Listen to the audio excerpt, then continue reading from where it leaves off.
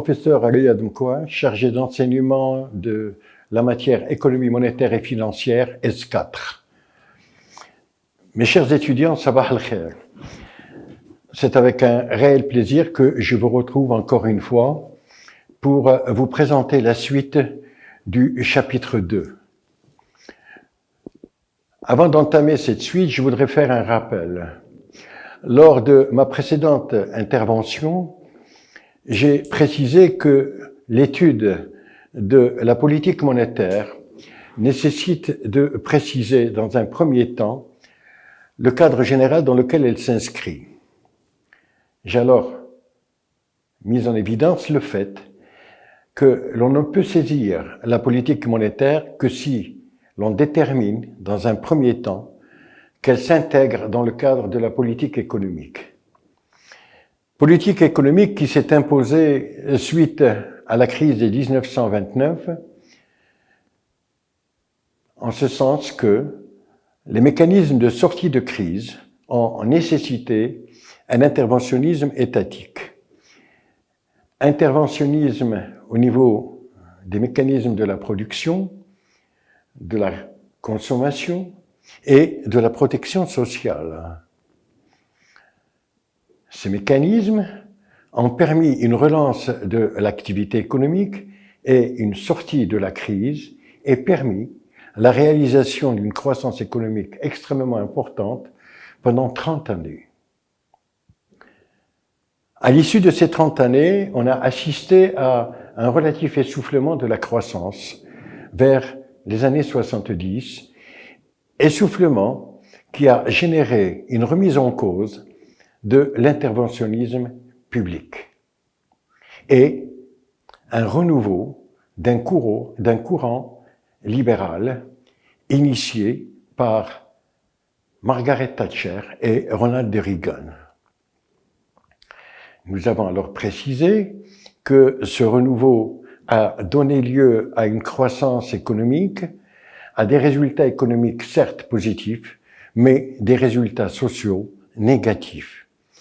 Et avons conclu que s'imposait alors un retour à un État plus présent, tant au niveau quantitatif que qualitatif. Ce retour de l'État en matière d'interventionnisme s'impose d'autant plus que nous vivons actuellement une crise extrêmement grave. Une crise dont les conséquences économiques et sociales pourraient être catastrophiques. Il y a lieu donc de voir ce que l'on peut faire face à cette crise. Il y a lieu de réfléchir sur les moyens qui nous permettraient non pas de lutter uniquement contre la crise, parce que nous sommes en train de le faire, mais surtout de réfléchir à l'après-crise, au type de politique, au type de moyens à mettre en œuvre pour essayer non pas uniquement de sortir de la crise, mais de s'inscrire dans le sentier de la croissance économique. Nous avons démontré et précisé que les composantes de la politique économique sont diverses. Politique budgétaire, politique des revenus, politique monétaire. Que faire? Pour quelle politique opter? Les choix n'ont de sens que par rapport à l'idée, à la conception, à l'explication des différentes phases du cycle économique. Phase caractérisée, et c'est un rappel, par la croissance, par la surchauffe, par la récession et la reprise.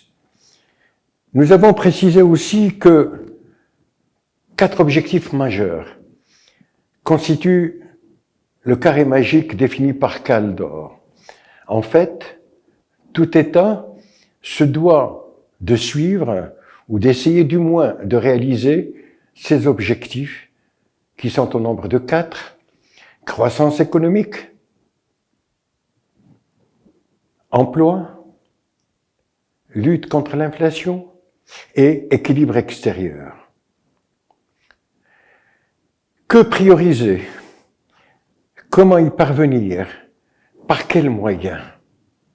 Question extrêmement délicate, d'autant plus qu'on ne peut réaliser les 4 objectifs en même temps. Et c'est pour cela d'ailleurs que Nicolas Kaldor les qualifie des composantes du carré magique. On ne peut les réaliser en même temps.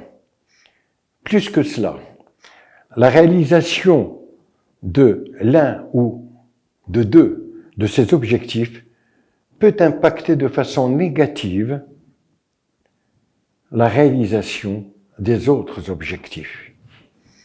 Il s'agit en fait de choix économiques, mais aussi d'un choix à connotation politique. Ce choix a indéniablement une incidence, et c'est une évidence, sur le social. Que faire? Si la critique est aisée, l'art est difficile. Si la critique est aisée, l'art est difficile. J'entends par cela que le choix en faveur de telle ou telle composante de la politique économique, ainsi que des moyens à mettre en œuvre, n'est pas toujours facile. Plus encore, il est délicat, très délicat, voire difficile. La délicatesse et la difficulté de ce choix résultent du fait que l'on doit se baser sur un certain nombre d'hypothèses aléatoires. Aléatoires tout simplement parce que l'incertitude est de mise. L'environnement national et international se caractérise par une incertitude. Mais prévoir, c'est guérir. Il y a lieu de déterminer plusieurs scénarios, tenant compte de plusieurs évolutions des variables à la base de ces choix. Des choix en matière budgétaire et monétaire. Des choix nécessitant la mise en œuvre non pas d'une politique budgétaire ou une politique monétaire, mais en fait d'une policy mix ou politique mixte, c'est-à-dire une politique économique combinant les principaux moyens et de la politique budgétaire et de la politique monétaire. Et cela en fonction de la phase du cycle économique. Cela nécessite bien entendu une coordination des actions du gouvernement en charge de la politique budgétaire et de la Banque centrale en charge de la politique monétaire. Une coordination basée sur un relatif consensus à propos et des objectifs et des moyens à mettre en œuvre pour les réaliser. Est-ce le cas au Maroc? Je ne le pense pas et le démontrerai par la suite. Il nous appartient alors, dans un premier temps, de préciser ce qu'est la politique budgétaire, ses objectifs, ainsi que ses moyens, de façon générale, et d'illustrer cela par quelques aspects de la politique budgétaire au Maroc. Dans un deuxième temps, nous aborderons la politique monétaire en adoptant le même cheminement. Définition de la politique budgétaire.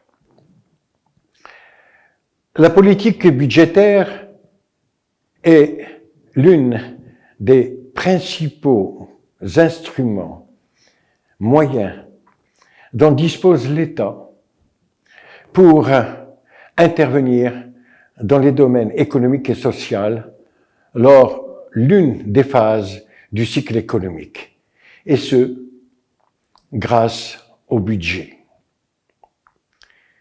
Pour rappel, avant la crise de 1929, la défense, la sécurité et d'autres domaines étaient le fait de l'État grâce à la collecte des impôts. L'État n'assurait absolument pas la régulation économique. Nous avons précisé précédemment que c'est suite à cette crise que l'État s'est imposé comme régulateur de l'activité économique.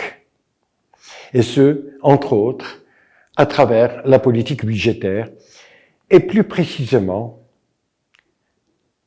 grâce à l'accroissement des dépenses publiques. Cette politique a pour objet, comme le précise Musgrave, d'assurer 3 fonctions. L'allocation optimale des ressources aux différents opérateurs économiques. 2, la redistribution des revenus. 3, la stabilisation de la conjoncture. Le processus de stabilisation de la conjoncture se différencie selon que l'on se trouve dans la phase de croissance, la phase de surchauffe, la phase de récession ou de reprise économique. De façon générale, elle peut se réaliser par une relance correspondant au go ou une rigueur correspondant au stop.